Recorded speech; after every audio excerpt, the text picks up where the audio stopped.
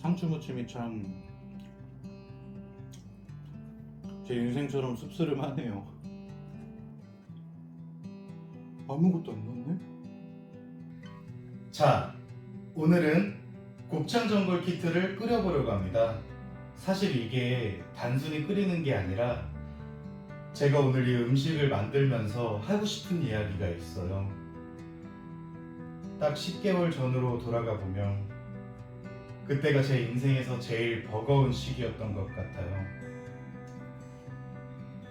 회사를 이직하고 자리를 잡아가던 시절이었죠. 솔직히 제 경력으로는 말도 안 되는 부족한 실력이었어요.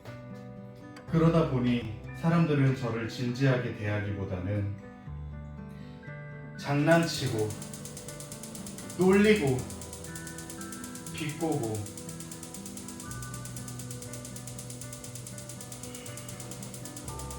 저는 그걸 꾹 참고 버티면서 하루하루를 보냈어요.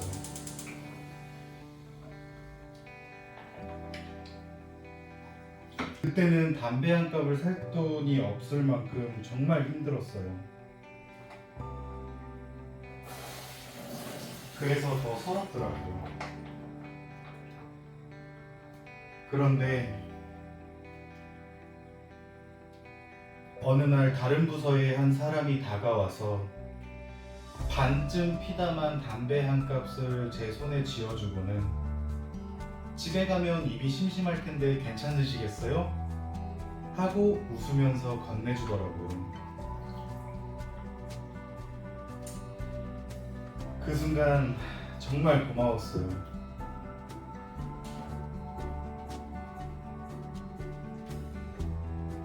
아무도 제 상황을 모르는 줄 알았거든요.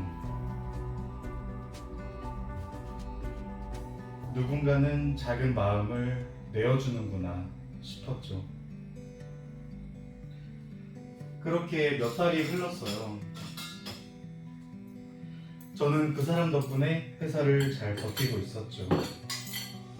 그런데 뭔가 이상이 있어요. 시간이 지나 보니 그 사람이 저를 뒤에서 깎아내리고 있었다는 걸 알게 되었어요. 윗사람들에게는 뒷담화를 하고 제 이미지를 깎아내려서 본인이 우리 부서로 들어오려고 했던 거죠. 설상가상으로 나는 부족한 부분을 채우려고 야근까지 하면서 버티고 있는데 내 부서 상사와 팀원들이랑 같이 피자를 먹으며 게임을 하면서 저를 안주로 히히댔거리고 그들끼리 단합을 하고 있었던 거예요. 그걸 야근하면서 알게 됐어요. 그럼에도 결국 그 사람은 우리 부서로 오지 못했고 마지막에는 퇴사라는 카드를 꺼내들었어요. 회사가 제일 힘든 시기였는데 내가 나가겠다고 하면 사람들이 자기 말을 들어줄 거라고 생각했던 거죠. 하지만 회사는 그 요구를 받아주지 않았고 결국 그는 가장 바쁠 때 퇴사를 했어요.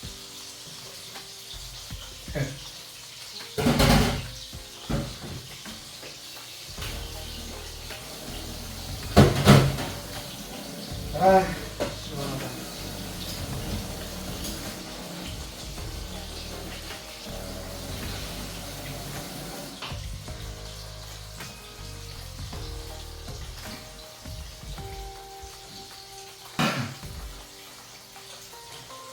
아, 드디어 깨끗해졌네요. 정말 시원하죠? 잘 가. 다시 오지 마.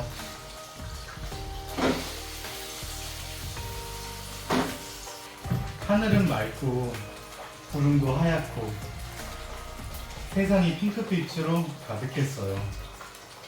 휴가도 다녀와서 기분도 굉장히 좋았고요.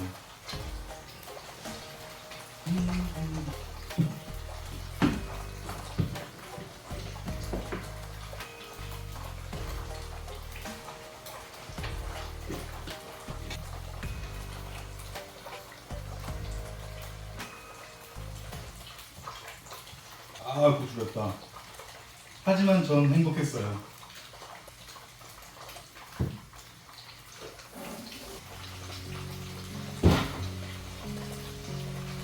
연병알. 퇴사했던 그 자식이 다시 입사 지원을 넣었다는 소식이 들렸어요. 이 쥐새끼. 내 속으로는 설마 다시 받겠어? 했는데 결국 받더라고요. 그때부터가 문제였어요. 저는 과거 생각과 트라우마로 스트레스가 극심해져서 그 사람과 함께 일한다는 것 자체가 너무 힘들었어요.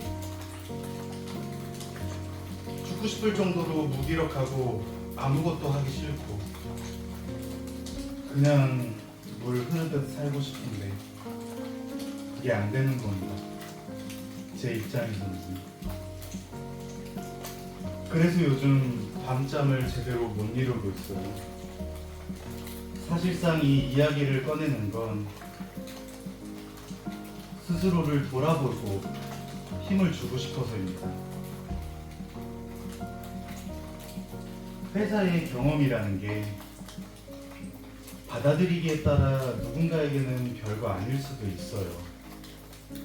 하지만 현재 저에게는 숨이 막혀오는 이 폐쇄증의 공포가 말도 못할 정도로 일어나고 있어요. 저는 싸우고 싶지 않아요. 괜히 화내고 다투고 그 과정에서 더 지쳐가고 싶지 않아요. 근데 사회는 늘 경쟁적이고 누군가는 날 밀어내고 또 누군가는 내 빈틈을 이용하려 하겠죠. 저는 그저 흘러가는 물처럼 살고 싶었을 뿐인데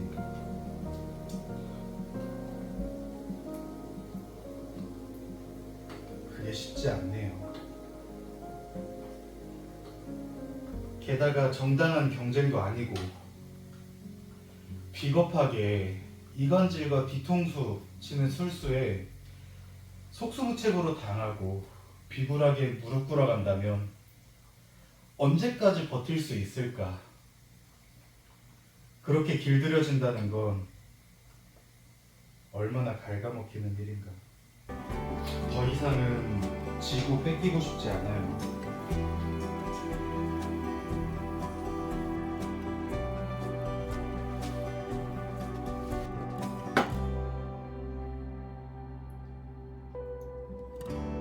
그러면서 깨달은 게 하나 있습니다. 결국 사회생활에서 중요한 건 내 마음의 중심이더라고요.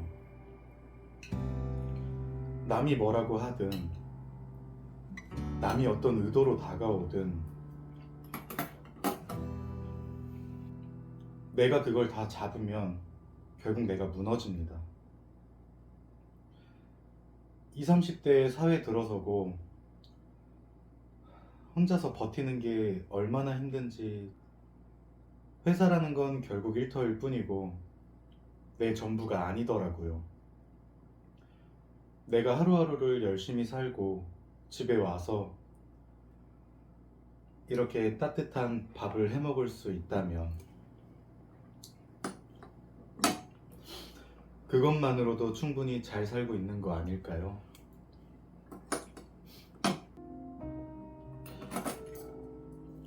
저는 지금도 무기력할 때가 참 많습니다. 하지만 한 가지는 지키려고 해요.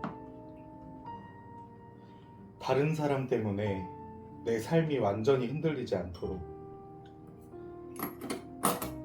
작은 균형이라도 붙잡는 것.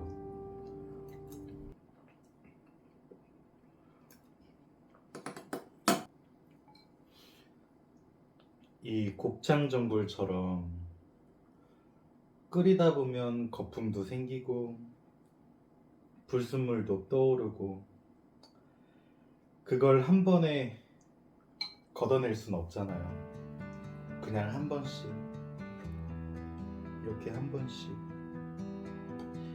걷어내주면 결국 맛있게 완성되는 것처럼 제 삶도 그런 과정이라고 믿습니다.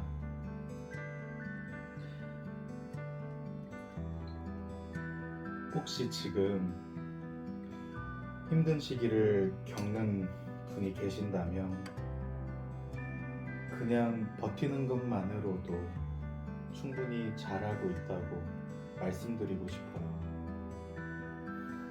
저 역시 오늘 이렇게 밥을 해 먹으면서 다시 한번 마음을 붙잡습니다.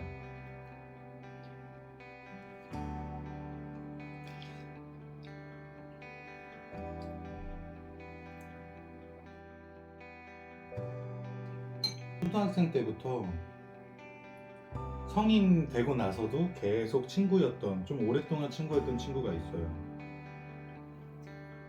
20년이 넘었죠. 그 친구랑 21살 때 군대 가기 직전 술을 한 잔 먹고 찜질방에 가서 잠을 잤어요. 씻거나 이러진 않고요. 술을 저녁 일찍 먹어서 새벽 4시쯤 둘 다 일어나가지고 씻고 목욕탕을 나섰어요. 그 목욕탕집 앞에는 해장국집이 있었고 친구랑 거기서 소주로 해장 한잔 하자. 그때 한참 패기 넘칠 나이라서요. 그래서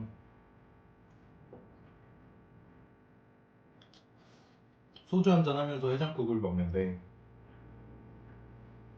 새벽 4시인데도 불구하고 손님이 저희 포함한 3테이블이 있었어요. 우리 옆옆 테이블에서는 저희랑 똑같이 남성 2분. 근데 나이는 50대 이상이셨던 것 같아요.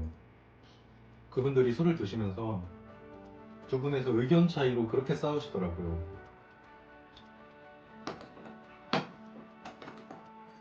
그걸 보면서 친구랑 우리는 나중에 음식점 가면 저렇게 큰 소리 내지 말자 이렇게 다짐했었는데 4년 전에 그 친구들이랑 다 같이 낚시터를 갔는데 전 낚시를 안 했어요. 그냥 술 먹으러 간 거죠. 낚시터 쪽에서 이제 그 물 위에 떠 있는 숙소를 잡고 술을 먹고 잘 사람은 자고 하는데 제가 술을 좀 많이 먹고 일찍 잠들었어요. 그러다가 아침에 일어나서 얘들아 나가자 하고 다 깨워서 나갔는데 그때 낚시터 사장님이 진짜 너무하신 거 아니에요? 왜 이렇게 새벽에 노래를 부르고 그래요?